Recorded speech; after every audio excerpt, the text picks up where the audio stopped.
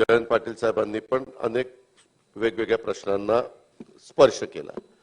अध्यक्ष महोदय, राज्य सरकारच्या वतीने मी अतिशय नम्रपणे सभागृहाला सांगू इच्छितो की कुठल्याही मराठा आरक्षण असेल, अवकाळी पावसाच्या संदर्भामध्ये जी काही सुरुवातीला स्थगनच्या निमित्तानं विरोधी पक्ष नेत्यांनी जी भूमिका मांडली आणि काही दाखले दिले तो विषय असेल किंवा उसाच्या संत्र्याच्या संदर्भातला विषय असेल, त्याच्याबद्दल परवाच कॅबिनेटने निर्णय घेतलेला आहे।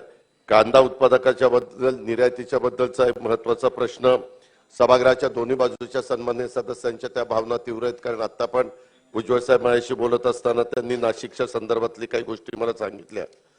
मी आपल्याला एवढंच सांगू इच्छितो की या सगळ्याच्या बद्दल चर्चा करण्याची राज्य सरकारची तयारी आहे।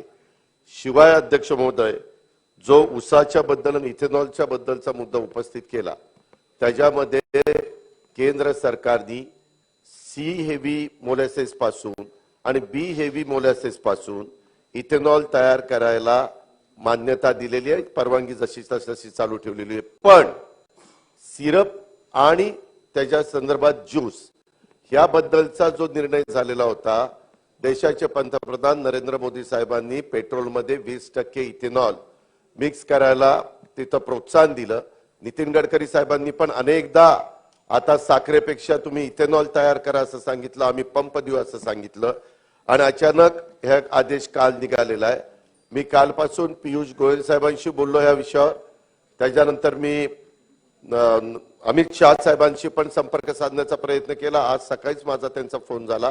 मी त्यांना सांगितलं की हा संपूर्ण देशामध्ये फार महत्त्वाचा विषय, ऊस उत्पादक शेतकऱ्यांचं अतोनात नुकसान होणार आहे आणि बहुतेकांनी अध्यक्ष महोदय गुंतवणूक केली, 5% स्वतःचे 95% वित्तीय संस्थांचे घेतलेत आणि इथेनॉल प्लांट सुरू केलेले आहेत।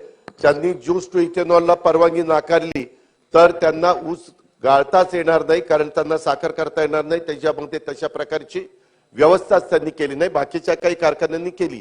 ही वस्तुस्थिती आहे। आज सकाळी मी देवेंद्रजी फडणवीस साहेब आणि सहकार मंत्री दिलीप वळसे पाटील साहेब आम्ही सगळ्यांनी त्याच्याबद्दल चर्चा केली। काल मुख्यमंत्र्यांच्या बरोबर पण चर्चा झाली। आम्ही ठरवलेलं आहे की दिल्लीला जावं लागलं तरी ह्या करता जायचं।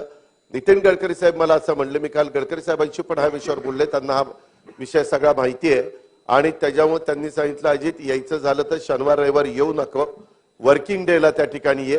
मी शनिवार रविवार इथे येणार आहे आपल्या नागपूरला, मी शनिवार रविवार बाहेर जाणार नाही, मी त्यांना भेटणार आहे आणि ह्याच्यातनं काही झालं तर महायुतीचं सरकार ह्या इथेनॉलच्या बद्दलचा जो विषय आणि इतर कांदा, संत्रा, मराठा आरक्षण, अवकाळी पाऊस वगैरे असे अनेक मुद्दे जे काही उपस्थित केले ह्या सगळ्याच्या संदर्भात चर्चा करायची आम्हा लोकांची तयारी आहे।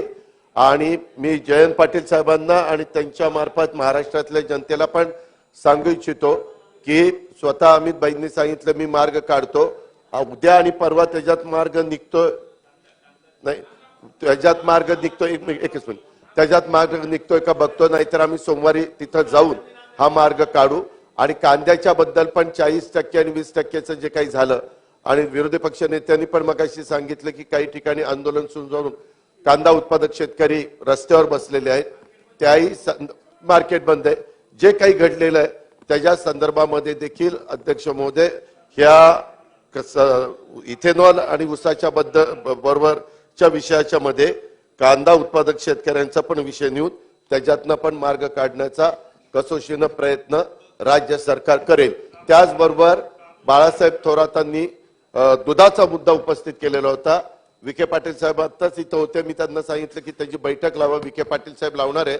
आज सन्माननीय सदस्य सुरेश धस साहेब पण मला भेटलेले होते। मी त्यांना असं सांगितलं की आपण ही मीटिंग मुख्यमंत्र्यांच्या अध्यक्षतेखाली घेऊ, कारण कुठलाही निर्णय घेताना त्याच्यामध्ये खूप आर्थिक भाराचा पण प्रश्न येणार आहे, म्हणून मुख्यमंत्र्यांच्या अध्यक्षतेखाली जे जे दूध उत्पादक दुधाशी संबंधित असणारे त्या बाजूचे सन्माननीय सदस्य, ह्या बाजूचे सन्माननीय सदस्य आणि त्या विभागाचे मंत्री राधाकृष्ण विखे पाटील अशा प्रकारचं आज आता अशासकीय कामकाज दुपार नाही, परंतु बाळासाहेब थोरातांना मी सांगू इच्छितो सन्माननीय सदस्यांना की सोमवारी किंवा मंगळवारी त्याच्याबद्दलची बैठक ही लावण्याच्या संदर्भामध्ये मी निश्चितपणे मुख्यमंत्र्यांना विनंती करेन। मुख्यमंत्र्यांना कामाच्या व्यापामध्ये जर नाही वेळ मिळाला तर माझ्या स्तरावर आणि विखे पाटील साहेबांच्या स्तरावर दुधाच्या बद्दलची पण बैठक ठीक आहे.